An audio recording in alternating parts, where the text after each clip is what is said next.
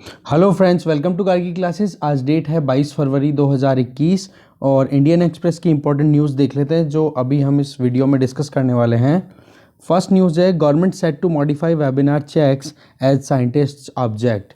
जो अभी ministry of external affair और एजुकेशन मिनिस्ट्री की तरफ से जो एक ऑर्डर डिक्लेयर किया गया था, जिसमें ये कहा गया था कि कोई भी इंटरनेशनल कॉन्फ्रेंस अगर ऑर्गेनाइज की जा रही है, वो भी उन मैटर्स पर जो कि इंटरनल सिक्योरिटी से रिलेटेड हों, तो उन कॉन्फ्रेंस को ऑर्गेनाइज करने से पहले सेंट्रल गवर्नमेंट से अप्रूवल लेना पड़ेगा।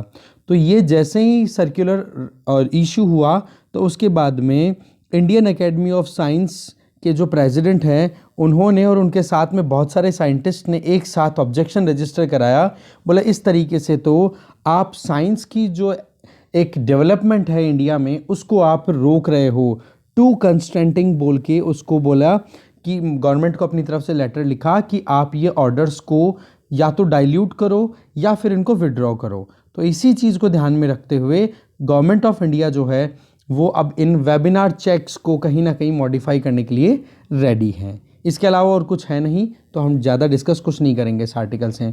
दूसरा, इधर हम देखेंगे कि कोविड-19 केसेस में सर्ज देखने को मिल रहा है। दैट मीन्स इंक्रीमेंट देखने को मिल रहा है महाराष्ट्र में और दूसरे स्टेट्स में भी। तो उसको लेकर के ये आर्टिकल है, तो हम बिल्कुल भी डिस्कस नहीं करेंगे।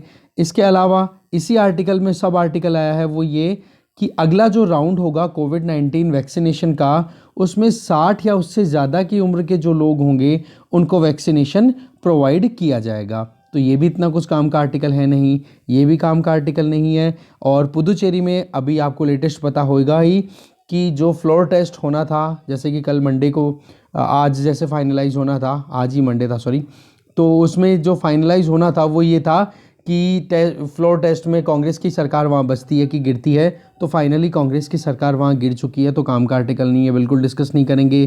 फिर आगे जो हम आर्टिकल डिटेल में डिस्कस करेंगे वो है नंबर 1, ये वाला। सिक्योरिटी अलाइज के पॉइंट ऑफ व्यू से देखें तो इंडियन ओशियन रीजन में दिल्ली और माले मतलब मालदीव्स, ठीक है, इनके बीच में पैक्ट साइन हो चुका है एक हार्बर को डेवलप करने के लिए। तो एक तो ये आर्टिकल हम डिस्कस करेंगे। दूसरा हमारे लिए आर्टिकल है जो बॉर्डर टेंशन चल रही है चाइना इंडिया के बीच में ईस्टर्न लद्दाख वाले रीजन में। तो इंडिया ने उस चीज़ को लेकर के सिक्योरिटी थ्रेट्स को थोड़ा सा आप कह सकते हो कि एंटिसिपेट करते हुए कि हाँ फ्यूचर में कोई सिक्योरिटी थ्रेट हो सकता है, तो चाइना से जो भी इन्वेस्टमेंट या जो भी फंड्स आ रहे थे ना, तो उनको कर्ब करने के लिए गवर्नमेंट ऑफ इंडिया ने कुछ कदम उठाए थे। और उनका रिजल्ट ये रहा कि चाइना से हांगकांग से आने वाले जो फंड्स है, कंपनीज़ के थ्रू जो इन्वेस्टमेंट आता है, वो डिक्रीज हुआ है। तो थोड़ा सा इस आर्टिकल में डेटा को हम पिक करेंगे, राइट। बाकी आगे चलते हैं। फिर आगे हम बात करेंगे कि ओबीसी में सब कैटेगराइजेशन के लिए जो जी रोहिणी कमीशन स्टैब्लिश किया हुआ है, जस्टिस जी रोहिणी कमीशन, और उसके अलावा जो national commission for backward classes, ठीक है, ये एक कॉन्स्टिट्यूशनल बॉडी है।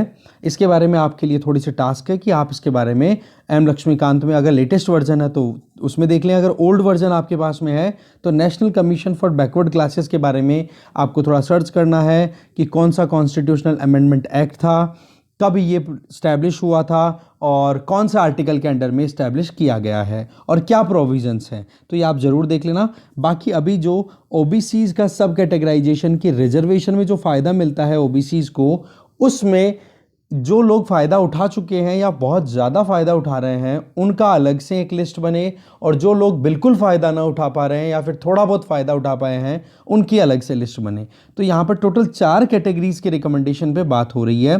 तो देखेंगे इस आर्टिकल को, अच्छा आर्टिकल है। आगे चलते हैं। फिर हम एक्सप्लेन पेज पे ये वाला आर्टिकल डिस्कस करेंगे जिसमें कि वेस्ट हीट, जो हीट जनरेट होती है ना, कोई भी पावर प्लांट है या आप कहीं पर भी कोई भी कोल पावर प्लांट है, एटॉमिक पावर प्लांट है, तो उसमें हीट जो है वो बहुत ज़्यादा वेस्ट हो जाती है, व्यर्थ चली जाती है, बेकार में चली जाती है। तो उसको यूटिलाइज करने के लिए अभी बेंगलुरु बेस्ड साइंटिस्ट ने अभी एक नया मटेरियल निकाला है जिसका यूज़ करके उस वेस्ट हीट को कन्वर्ट किया जा सकता है इलेक्ट्रिसिटी में, और फिर उस इलेक्ट्रिसिटी का यूज़ किया जा सकता है दूसरे फर्दर कोई अप्लायंसेस को ऑपरेट करने में। अच्छा आर्टिकल है, साइंस एंड टेक्नोलॉजी से रिलेटेड डिस्कस करेंगे इस आर्टिकल को। आगे चलते हैं। वर्ल्ड पेज पे कोई इंपॉर्टेंट न्यूज़ थी नहीं, तो वहाँ से हम कुछ डिस्कस नहीं करने वाले हैं। यहाँ पर जो आर्टिकल है जिसमें ये बताया गया है कि डिमांड देखो बहुत कम है, रुकी हुई है, और कॉस्ट जो है, खर्चा मतलब कोई भी कमोडिटी या कोई भी सर्विस, कोई भी गुड, उसकी कॉस्ट राइज हो रही है, और कॉरपोरेट्स ने जो प्रॉफिट रजिस्टर किया है वो, ये तीन चीज़ें कि डिमांड तो पेंटअप है, अभी भी कम है, सुबह हमने एडिटोरियल डिस्कशन में भी यही बात देखी थी, और कॉस्ट मतलब इन्फ्लेशन राइज हो रही है, और साथ में कॉरपोरेट जो लार्ज कॉरपोरेट्स हैं उनके प्रॉफिट्स इंक्रीज हुए हैं, और ये चीज़ नोटिस की जा रही है फाइनेंशियल ईयर 2021-22 में। तो वो चीज़ें डिटेल में बताई जा रही हैं। तो ये देखो एक साल का अजम्पशन है या एस्टिमेशंस हैं, तो इस पर हम ज़्यादा डिस्कशन कर नहीं सकते हैं। बस इतना सही है कि ये वाला जो पैराग्राफ है ये हम थोड़ा सा एक बार देख लेंगे, राइट। बाकी चीज़ें बड़ी एक तरीके से माइक्रो या फिर कह सकते हैं शॉर्ट टर्म की एस्टिमेशन है, एस्टिमेशंस तो देखो चेंज होते रहते हैं, ठीक है। तो वैसे आर्टिकल ज़्यादा काम का है नहीं, डिस्कस करने लायक है नहीं। दूसरा आप देखोगे इधर अनुराग सिंह ठाकुर जो कि minister of state for finance हैं, तो इनका इंटरव्यू हुआ, तो इनसे पूछा गया था कि जो प्राइवेटाइजेशन करने की बात हो रही है पब्लिक सेक्टर अंडरटेकिंग्स की या जो बैंक्स की, तो उसमें क्या किया जाए। तो इन्होंने अपनी तरफ से कहा कि जो सेलेबल होंगे ना, जो बिकने लायक होंगे बैंक्स, या फिर जो जहाँ पर हम डिसइन्वेस्टमेंट कर सकते हैं, बोला उन्हीं को अगर हम सेल करेंगे, उन्हीं में से स्टेक्स गवर्नमेंट के रिड्यूस करेंगे, तो वो ज़्यादा फ़ायदेमंद रहेगा, बजाय कि जो मतलब ऑलरेडी घाटे में चल रहे हैं उन बैंकों की तरफ प्राइवेट इन्वेस्टमेंट को हम अट्रैक्ट नहीं कर पाएंगे, ठीक है। तो ये इनका इंटरव्यू है, गवर्नमेंट्स का कंपैरिजन कर रहे हैं। तो देखो इतना कुछ काम का नहीं है, बस आपके लिए इस आर्टिकल से इंपॉर्टेंट चीज़ है वो है एक तो प्रॉम्प्ट करेक्टिव एक्शन, जो कि आरबीआई जो है वो बैंक्स की खस्ता हालत को ठीक करने के लिए बैंकों को इस एक्शन के अंडर में लेकर के आता है, और फिर उनकी जो भी पॉलिसी प्रॉब्लम है या जो भी एग्जीक्यूशन से रिलेटेड प्रॉब्लम है या गवर्नेंस से रिलेटेड कोई प्रॉब्लम है, उनको करेक्ट करने का काम करता है आरबीआई प्रॉम्प्ट करेक्टिव एक्शन के अंडर में, ठीक है। तो एक तो ये चीज़ यहाँ पर आपके लिए काम की है जो मैंने बताई कि प्रॉम्प्ट करेक्टिव एक्शन किस इंस्टीट्यूशन के अंडर चलती है, तो वो आरबीआई के अंडर चलती है, बैंकिंग सिस्टम से एसोसिएटेड है। दूसरा, कैपिटल इन्वेस्टमेंट की बात करें तो देखो बैंकों को स्ट्रेंथन करने के लिए गवर्नमेंट ने अपनी तरफ से एमलगमेशन मतलब बैंकों का मर्जर, उनको एक साथ लाना, ये भी किया है। तो ओवरऑल अभी बैंक टोटल कितने हैं गवर्नमेंट के पास में, 12 बैंक्स हैं। और प्राइवेट सेक्टर की बात करें तो प्राइवेट सेक्टर में कोई एक बैंक तो है नहीं, बहुत सारे बैंक ऑलरेडी चल रहे हैं, और गवर्नमेंट ने पिछले 5 सालों में लगभग 3.5 लाख करोड़ रुपए तक का कैपिटल इन्वेस्टमेंट या आप कह सकते हो कैपिटल इन्फ्यूज़ किया है बैंकिंग सिस्टम में, कि कैसे भी बैंक्स जो हैं वो स्ट्रेंथन हो सकें, स्ट्रांग हो सकें इकोनॉमिकली, ठीक है। तो यही इस इंटरव्यू में बताया गया है, बाकी और कुछ काम का है नहीं, तो हम डिस्कस नहीं करेंगे। इसके अलावा ये जो लेफ्ट वाला आर्टिकल है ये हम डिस्कस करेंगे कि जितने भी कॉल माइनिंग के जो ब्लॉक्स हैं, कैप्टिव ब्लॉक्स पर्टिकुलर रीजन्स में, जैसे राजस्थान की बात करें तो राजस्थान में बीकानेर वाला रीजन हो गया, इसी और मेनली लिग्नाइट वाले हैं, ये ध्यान रखना हमें, है ना, ठीक है। तो थोड़ा बहुत मैं आपको बताऊंगा, कोल्स का कैटेगराइजेशन भी थोड़ा जानने की कोशिश करेंगे हम, और साथ में ये भी देखेंगे कि क्या प्लान है गवर्नमेंट का आत्मनिर्भर भारत को आत्मनिर्भर भारत बनाने में, ठीक है। इसके अलावा ये वाला आर्टिकल है जिसमें ये बताया गया है फाइनेंस मिनिस्टर निर्मला सीतारमन जी का इंटरव्यू, कि बोला प्राइवेट सेक्टर है ना वो एक की ड्राइवर का काम करेगा ग्रोथ को इंक्रीज करने में, हाँ, जो और गवर्नमेंट जो है वो केवल एक फैसिलिटेटर का काम करेगी। तो इस अप्रोच को, जहां गवर्नमेंट केवल फैसिलिटेटर का काम करे, इस अप्रोच को बोला जाता है नियो लिबरलिज्म, ठीक है, जो कि 1990s के बाद में थ्रू आउट वर्ल्ड प्रेवेलेंट है, ठीक है। बाकी इस आर्टिकल में कुछ काम का है नहीं जिससे हम डिस्कस करने की ज़रूरत हो, ठीक है। और नीचे की तरफ आप देखोगे तो ये भी कोई काम के आर्टिकल्स नहीं है जो हमारे काम आए।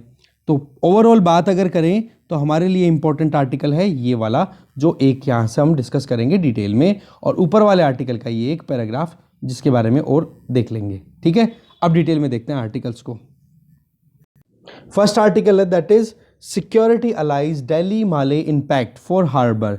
देखो एक ये सिग्निफिकेंट मूव अभी आया है जिसमें जो डिफेंस टाइज हैं दिल्ली और माले मतलब इंडिया और मालदीव के बीच में वो और ज़्यादा डीपन हुए हैं, और संडे को एक एग्रीमेंट साइन हुआ है जिसमें डेवलप किया जाएगा, सपोर्ट किया जाएगा, इवन मेंटेन भी किया जाएगा Maldives national defence force coast guard harbour को, ठीक है, जो कि मैरीटाइम सिक्योरिटी के लिए बहुत इंपॉर्टेंट रोल प्ले करेगी। और अगर आप इंडिया का मैप देखो तो इस तरीके से अगर इंडिया का मैप आप देखो तो यहाँ पर मालदीव लोकेटेड है, ठीक है। तो इस रीजन में अगर हमारा डेवलपमेंट होता है तो इंडियन ओशियन में जो हमारे नेबर्स हैं उनके साथ में अगर रिलेशन हमारे स्ट्रेंथन होते हैं तो ये चीज़ बहुत ही अच्छी है। तो प्रोजेक्ट को दोनों देशों के लिए बहुत ही मतलब एक की प्रोजेक्ट कंसिडर किया जा रहा है, स्ट्रेटेजिक इंटरेस्ट के पॉइंट ऑफ व्यू से भी। रही सही में बीजिंग की इंटरवेंशन, चाइनीज़ इंटरवेंशन भी इस रीजन में लगातार बढ़ती चली जा रही है। तो इंडियन ओशियन रीजन में अगर माले और दिल्ली दोनों मिलकर के काम कर रहे हैं तो इंडिया के लिए इससे अच्छी न्यूज़ हो नहीं सकती। और इस चीज़ को हमारे जो एक्सटर्नल अफेयर मिनिस्टर हैं वो वहाँ के विजिट पे गए हुए हैं, इन्होंने अपनी तरफ से एक्सप्रेस भी किया है, ठीक है, कि हम जल्दी ही Maldives coast guard capability and facilitate मतलब कैपेबिलिटी को हम इम्प्रूव करेंगे, जिसमें हम रीजनल इश्यूज़ पर ध्यान देंगे और साथ में humanitarian assistance and disaster relief में भी काम करेंगे। कि जैसे कभी सुनामी का आना, अब जैसे ही ग्लोबल वार्मिंग बढ़ रही है तो उसकी वजह से मालदीव भी तो आइलैंड कंट्री है ना, तो सबमर्ज होने का डर है, वो डूबने का डर है। तो बोलो उस तरीके से भी हम कोऑपरेट आगे करेंगे। आगे अगर देखें, जो ये डॉकयार्ड डेवलप होगा वो है उथुरुथिला फलाऊ, ठीक है। तो ये नाम आप याद रखना कि रिसेंटली उथुरुथिला फलहू ये रिसेंटली न्यूज़ में था। ये नेवल बेस कहाँ का है, तो ये मालदीव्स का है, ध्यान रखना हमें। तो यहाँ पर मालदीव की डिफेंस कैपेबिलिटीज़ इंक्रीज हो जाएगी। बेसिकली ये जो हम हार्बर डेवलप करेंगे, मेंटेन करेंगे, असिस्टेंस प्रोवाइड करेंगे, ये 2016 में एक एग्रीमेंट साइन हुआ था जिसमें मालदीव के प्रेसिडेंट अब्दुल्ला यमीन इंडिया में आए थे। उस टाइम पर उन्होंने वो एग्रीमेंट साइन किया था।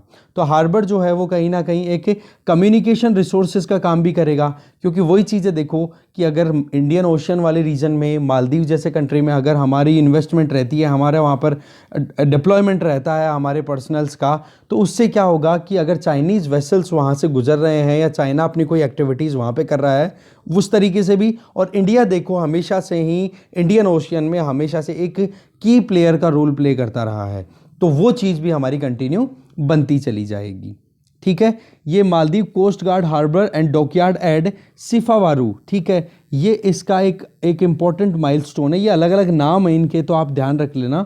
सिफावारू हार्बर डॉकयार्ड ये भी मालदीव में वहीं पे है, ठीक है। इसके अलावा आप देखोगे यहाँ पर ज़्यादा तो कुछ काम की चीज़ लग नहीं रही है, एक सेकेंड।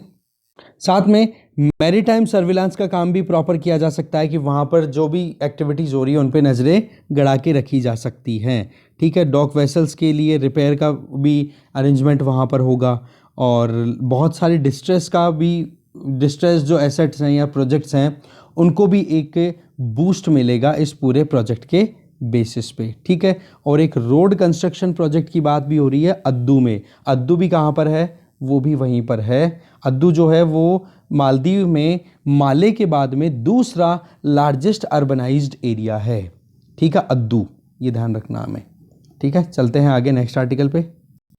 अगला आर्टिकल है बॉर्डर टेंशन्स की वजह से चाइना से जो आने वाला फंड है वो कम हो गया। और यहाँ पे देखो आप कि 2019 में चाइना से आने वाले फंड की वैल्यू कितनी थी, 3.5 बिलियन डॉलर्स की, जो कि ओवरऑल टोटल डॉलर्स में टोटल कितना इन्वेस्टमेंट आता था इंडिया में अगर देखें तो लगभग 36.4 बिलियन डॉलर, जो कि 2020 में कितना आया, 1.05 बिलियन डॉलर तो आया चाइना से, और 39.6 बिलियन आया कहाँ से, अदर सोर्सेज से या ओवरऑल। तो कहने का मतलब यहाँ पर है कि अदर सोर्सेज से तो हमारी जो इन्वेस्टमेंट या पैसा जो इंडिया में आता है वो तो देखो राइज हुआ है, जबकि चाइना से जो इन्वेस्टमेंट जो आ रहा है वो हुआ है कम। और उसकी वजह हमने ऑलरेडी देखी कि चाइनीज़ फॉर्म्स को एक तरीके से बिल्कुल एकदम बैन सा लगा दिया है, या फिर बहुत ही हाईली स्क्रूटिनाइज वे में उनको पास करना पड़ेगा अपने खुद के लेवल्स को, एक ट्रांसपेरेंट मैनर में इन्वेस्टमेंट लाना पड़ेगा। तो इस वजह से वो लोग इन्वेस्टमेंट यहाँ पे कम कर पा रहे हैं,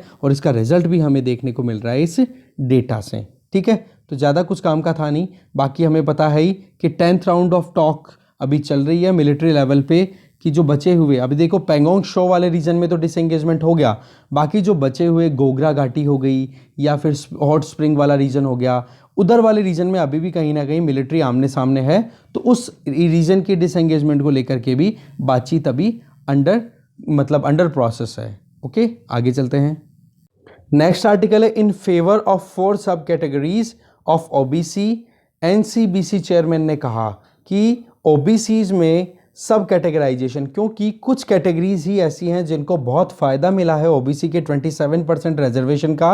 बाकी ज़्यादातर जो कैटेगरीज हैं ओबीसी में जो आते हैं लोग, उन लोगों को बहुत कम फ़ायदा हुआ है। तो बोले इनका सब कैटेगराइजेशन होना ज़रूरी भी है।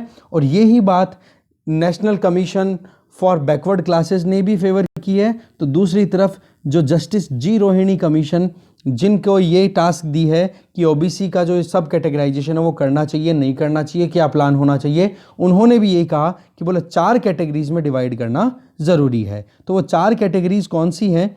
इसमें ओबीसी के सब सेक्शंस, एक तो वो जिनको बहुत ज़्यादा फ़ायदा हुआ है और थोड़ा फ़ायदा हुआ है, जैसे एडिक्वेटली बेनिफिटेड और लेस बेनिफिटेड, 2 कैटेगरीज तो ये हो गई, ठीक है। और 2 कैटेगरीज ऐसी उनमें डिवाइड किया जा सकता है, एक तो लीस्ट बेनिफिटेड और एक वो कैटेगरीज जिनको अभी तक कोई बेनिफिट ही नहीं हुआ।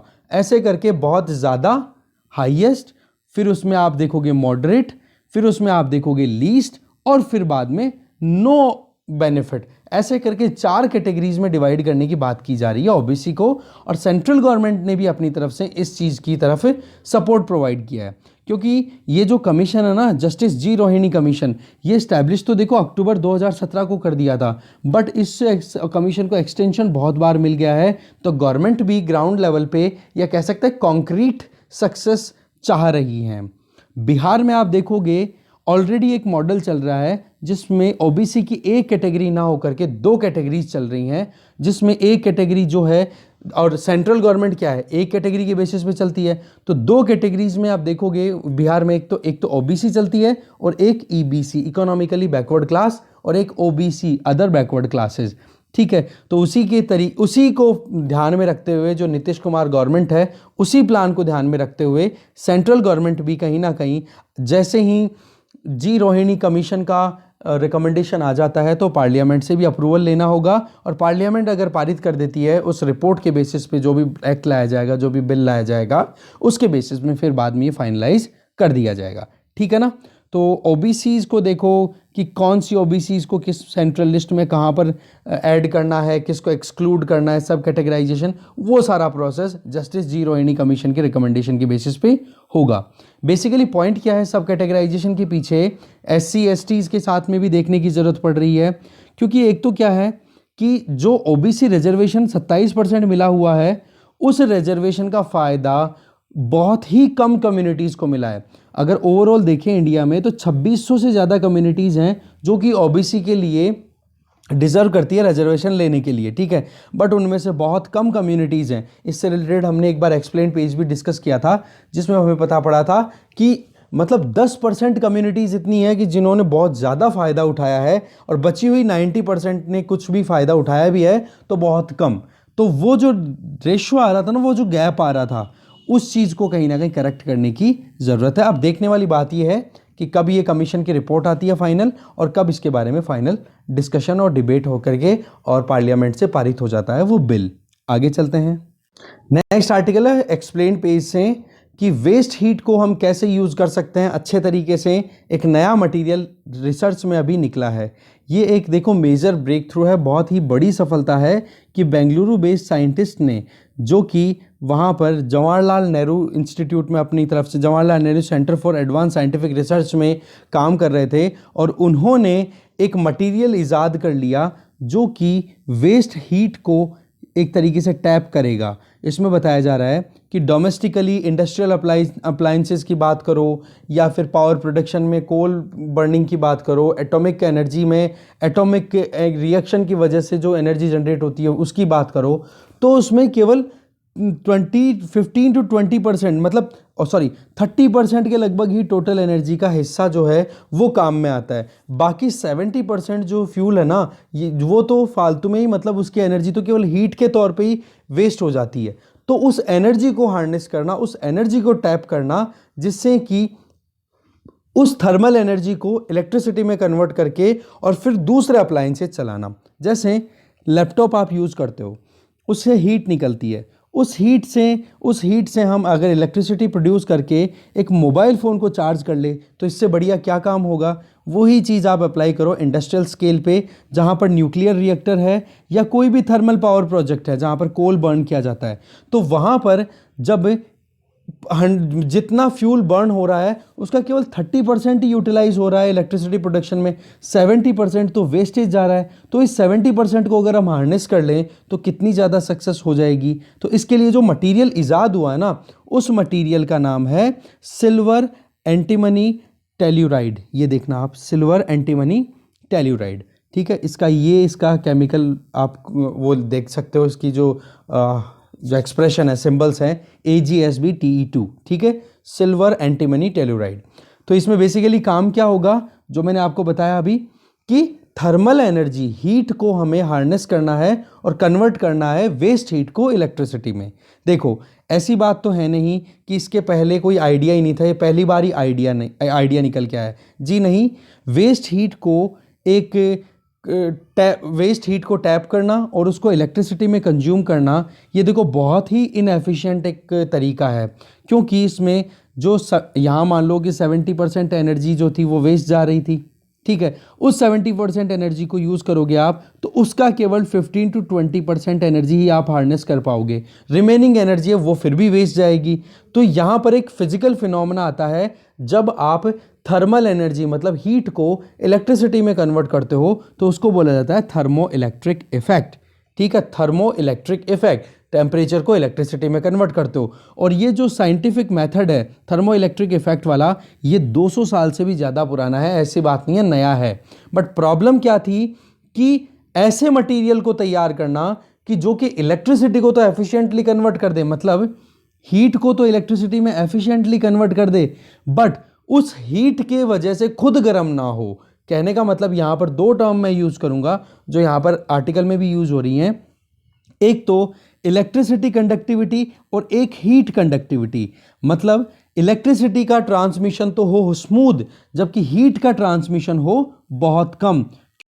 क्योंकि यहाँ पे हीट को अगर इलेक्ट्रिसिटी में कन्वर्ट करना है तो हमें इलेक्ट्रिसिटी की रिक्वायरमेंट है, हीट की थोड़े ना है। बट प्रॉब्लम क्या है अभी तक कि जितनी बार भी ये जो थर्मो इलेक्ट्रिक इफेक्ट के बेस पे इलेक्ट्रिसिटी प्रोड्यूस करने की कोशिश की गई, तब उसमें इलेक्ट्रिसिटी कन्वर्जन से ज़्यादा हीट ट्रांसमिशन हो जाता था, तो इस वजह से प्रॉब्लम आती है। तो होता क्या है थर्मो इलेक्ट्रिक इफेक्ट में, देखो आप यहाँ से समझ पाओगे, ये नीचे पानी दिखाया हुआ है, इधर हीट दिखाई हुई है आग। तो इस तरीके से अगर दो कंडक्टर्स को आप इस तरीके से कनेक्ट करोगे और उनके बीच में एक कांटेक्ट क्रिएट कर दोगे, तो उसमें क्या होगा, टेम्परेचर डिफरेंस आएगा, इधर टेम्परेचर ज़्यादा, इधर टेम्परेचर कम, और टेम्परेचर डिफरेंस की वजह से इलेक्ट्रॉन्स का ट्रांसमिशन होगा कहाँ से, ज़्यादा हीट वाले एंड से कम हीट वाले एंड की तरफ। और इसी के बीच में अगर हम कोई अप्लायंस अप्लाई कर देंगे तो वो अप्लायंस हमारा काम करने लग जाएगा। बोला इसी चीज़ को ट्रैप करने के लिए, इसी चीज़ को यूज़ करने के लिए ये जो सिल्वर एंटीमनी टेल्यूराइड बेस्ड जो ये मटेरियल बनाया गया है, बोला इसी पर काम करेगा, ठीक है। तो प्रॉब्लम क्या थी, नॉर्मली ये चीज़ बताई जाती है कि जैसे मान लो कोई व्हीकल चला रहे हो आप, तो व्हीकल के साइलेंसर पे आपने एक एंड कनेक्ट कर दिया और दूसरे एंड को फ्री छोड़ दिया और उसके बीच में आपने कोई अप्लायंस अप्लाई कर दिया, तो वहाँ पर क्या है कि वो इलेक्ट्रिक वायर जो है, जो आपने ये कॉन्टैक्ट प्रोवाइड किया है, उसमें क्या होता है, एक तो इलेक्ट्रिसिटी तो जाएगी हाई टेम्परेचर से लो टेम्परेचर की तरफ, बट प्रॉब्लम वहाँ पे क्या है कि जो भी कंडक्टर इलेक्ट्रिसिटी के लिए कंडक्शन का काम करता है, कंडक्टर का काम करता है, वो हीट कंडक्टिविटी भी करता है। तो इस वजह से जो टेम्परेचर डिफरेंस है ना, ये टेम्परेचर डिफरेंस ज़्यादा लंबे समय तक बना नहीं रहता, और इस वजह से ये जो थर्मो इलेक्ट्रिक इफेक्ट है ये ज़्यादा काम नहीं कर पाता। तो बोला इसके लिए क्या करें, तो इसके लिए थोड़ी रिसर्च और हुई और ये किया गया कि बोला क्यों ना एक ही कंडक्टर की बजाय हम दो कंडक्टर यूज कर लें अलग अलग मेटल के, ठीक है। इस तरीके से अलग अलग मेटल के दो कंडक्टर काम में ले लिए जाएं, एक हो जाए किसी और का, दूसरा किसी और का। तो बोले इस तरीके से क्या होगा, हीट ट्रांसमिशन को मिनिमाइज किया जा सकता है। बट अभी भी प्रॉब्लम क्या थी कि हमें हाईली एफिशिएंट मटेरियल की रिक्वायरमेंट थी। तो ऐसे करके बहुत सारे इक्विपमेंट मतलब टूल्स डेवलप भी किए जो साइंटिस्ट थे इन्होंने, इनमें लेड भी यूज़ किया गया था, लेड के बेसिस पे भी बहुत हद तक मतलब एक तरीके से सक्सेस मिली थी, ठीक है ना, जिसमें ये लेड टेल्यूराइड जो एक मटेरियल था वो तैयार हुआ। बट लेड के साथ प्रॉब्लम क्या थी कि ये एनवायरमेंटली बहुत ज़्यादा नुकसानदेह है, एडवर्स है एनवायरमेंटल इम्पैक्ट इसके, ठीक है। फिर बाद में इन्होंने एक और मटेरियल तैयार किया, सिल्वर कॉपर टेलुराइड, पर इसके साथ प्रॉब्लम क्या थी कि जो एनर्जी कन्वर्जन है वो इतना ज़्यादा एनर्जी एफिशिएंसी आ गई, बट जो कंडक्टिविटी की बात मैं कर रहा था ऑलरेडी कि हीट को इलेक्ट्रिसिटी में कन्वर्ट करना, वो तो देखो सही हो गई थी, बट हीट का ट्रांसमिशन और एफिशिएंसी जो थी वो अभी भी नहीं आ पा रही थी। फिर थोड़ा और वेरिएशन लेकर के आए, तब जाकर के सिल्वर कॉपर टेलुराइड को रिप्लेस कर दिया गया सिल्वर एंटीमनी टेलुराइड से, और इसमें देखा गया कि जो इलेक्ट्रिसिटी कंडक्टिविटी है जो हमें ज़्यादा चाहिए थी वो तो देखो मिल गई ज़्यादा, और हीट कंडक्टिविटी है जो हमें चाहिए थी कम, वो हो गई कम। तो ऐसे करके अभी तक तो जो प्रोटोटाइप तैयार हुआ है, प्रोटोटाइप का मतलब जो एक सैंपल के तौर पे जो आइडिया जो सिस्टम पूरा तैयार किया है, एक जो ऑब्जेक्ट या फिर आप कह सकते हो टूल तैयार किया है, वो अभी भी 10% एफिशिएंसी पे ऑपरेट हो रहा है। बस थोड़ी सी और रिसर्च होगी इस पे, तब जाकर के ये पोटेंशियल स्कोप दिखाई दे रहा है कि फ्यूचर में एनर्जी एफिशिएंसी और ज़्यादा लाई जा पाएगी, राइट। तो इस तरीके से जो हीट वेस्टेज होने का चांसेस रहते हैं, उस वेस्टेज को हार्नेस करने का एक ये स्कोप है जहां पर वेस्ट हीट को यूज़ करके इलेक्ट्रिसिटी बनाई जाए और उस वेस्ट हीट से ही फिर कुछ और नया काम भी किया जा सके, ठीक है। तो ये था आर्टिकल, आगे चलते हैं। अब हम आ गए हैं इकोनॉमी पेज पे। यहां पर हम बात करेंगे, डिमांड तो देखो कम है, कॉस्ट ज़्यादा हो रही है, दैट मीन राइज हो रही है, और कॉरपोरेट जो हाउसेज हैं उन्होंने प्रॉफिट रजिस्टर किया है, इसके बेसिस पे फाइनेंशियल ईयर में ग्रोथ रजिस्टर हो सकती है। तो कॉरपोरेट हाउसेज ने तो देखो कहीं ना कहीं ज़्यादा गेन किया है। इसकी वजह मतलब इसका आइडिया कहाँ से लग रहा है, बोले जीएसटी कलेक्शन ज़्यादा हो रहा है धीरे धीरे। दूसरा, जो मिडिल क्लास है या फिर लोअर क्लास है, वहाँ पर डिमांड बहुत पेंटअप है, पेंटअप मतलब बहुत रुकी हुई है। उसकी वजह क्या है, टू व्हीलर्स जो हैं वो बहुत कम बिक रहे हैं, और टू व्हीलर्स अफोर्डेबिलिटी अगर नहीं है, दैट मीन्स मार्केट में डिमांड बहुत कम है। अभी भी इकोनॉमी जो है वो प्रॉपर ट्रैक पे आने का स्कोप थोड़ा दूर का सा सपना दिखाई दे रहा है। तो यही चीज़ यहाँ पर बताई जा रही है। बाकी जो हम आर्टिकल डिस्कस करने वाले हैं इस पेज से, वो है ये वाला, जिसमें देखो कि 50% कोल जो कि कैप्टिव ब्लॉक्स हैं गवर्नमेंट के पास में, उनको गवर्नमेंट जो है वो कहीं ना कहीं सेल करने पे सोच रही है कि इनको बेच दिया जाए, प्राइवेट इन्वेस्टमेंट इसमें लाया जाए। तो इसमें आप देखोगे कि अभी हमारे इलेक्ट्रिसिटी प्रोडक्शन में मैक्सिमम हम रिलाय कर रहे हैं कोल पे या थर्मल पावर प्लांट्स पे। तो ये जो ड्राई फ्यूल है ना कोल, तो गवर्नमेंट अपनी तरफ से प्लान कर रही है कि 50% जितने भी कैप्टिव कोल ब्लॉक्स हैं जो कि पर्टिकुलरली लिग्नाइट बेस्ड, ठीक है। देखो कोयले की 4 वेरिएंट्स होते हैं, जिसमें सबसे ज़्यादा कोल में कार्बन कंटेंट होता है वो एंथ्रासाइट में होता है, नंबर 2 बिटुमिनस में होता है, नंबर 3 लिग्नाइट, एंड नंबर 4 आप देखोगे पीट में। तो लिग्नाइट वाला जो है ना, उसके जो आप कहोगे कि ज़्यादा से ज़्यादा स्टोरेज या रिजर्वॉयर्स जो हैं वो इंडिया में बहुत सारे हैं, और ज़्यादातर आप देखोगे वर्ल्ड, आज मैं बताऊं आपको, एशिया की सबसे बड़ी लिग्नाइट की माइन कहाँ पर है, तो दैट इज़ इन पलाना बीकानेर, ठीक है। ये बहुत इंपॉर्टेंट फैक्ट है, आप इसको ध्यान रखिए। तो अभी जो ऑलरेडी एग्जिस्टिंग एक एक्ट है जिसका नाम है mines and minerals development and regulation act 1957, जिसको हम आगे MMDR से शो करेंगे, तो इसमें अब कुछ अमेंडमेंट लाए जाएंगे। तो बेसिकली पॉइंट क्या है, इन कैप्टिव ब्लॉक्स में एक बार प्राइवेट सेक्टर को इन्वेस्टमेंट पे लाया जाएगा तो क्या है, ज़्यादा से ज़्यादा प्रोडक्शन हो पाएगा, और जो कोल शॉर्टेज है, डिमांड को फुलफिल नहीं कर पाते हैं, तो उसको हम पूरा कर पाएंगे। रही सही में क्या है, यहाँ पर जो मेन चीज़ आ जाती है वो ये कि इंडिया जो है वो कोल को इम्पोर्ट कर रहा है बाहर से।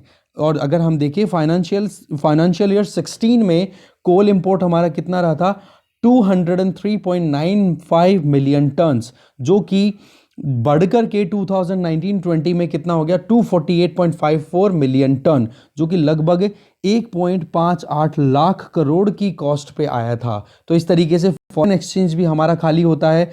और दूसरा, अगर हमारे पास में natural reservoirs, natural storage available है, तो क्यों ना उनको एक्सप्लोर किया जाए, राइट। तो इससे क्या हो जाएगा, आत्मनिर्भर भारत अपने आप बनेगा। बट यहाँ पर आप थोड़ा सा कंसर्न भी ले रहे होंगे कि हम तो रिन्यूएबल एनर्जी की तरफ जाना चाह रहे हैं, क्लाइमेट चेंज हमारा टारगेट है। देखो सबसे बड़ी प्रॉब्लम यही है कि अभी भी इकोनॉमी और जो एनवायरनमेंट है, दोनों को हैंड इन हैंड लेके चलना अभी तक स्टार्ट नहीं किया जा पा रहा है प्रॉपरली। बाकी देखो ये चीज़ें अलग अलग हैं, तो फिलहाल तो हमें अलग अलग देख के ही चलना पड़ेगा, बट हाँ कंसर्निंग है कि एनवायरनमेंट का लॉस भी तो होगा अगर हम थर्मल पावर प्लांट्स पे और ज़्यादा रिलाई करेंगे। अच्छा, अब ये जो कोल मिनिस्ट्री है वो अपनी तरफ से फिर बाद में कंसिडर करेगी।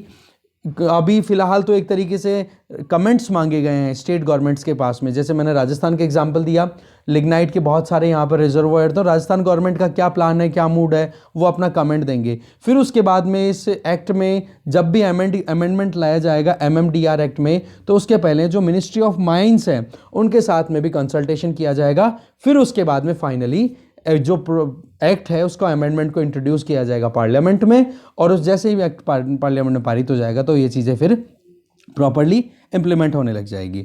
तो ये था इस तरीके से आज के डिस्कशन में, जितना भी हमें डिटेल में डिस्कस करने का कंटेंट वो हम कर चुके हैं। So thank you very much for watching this video.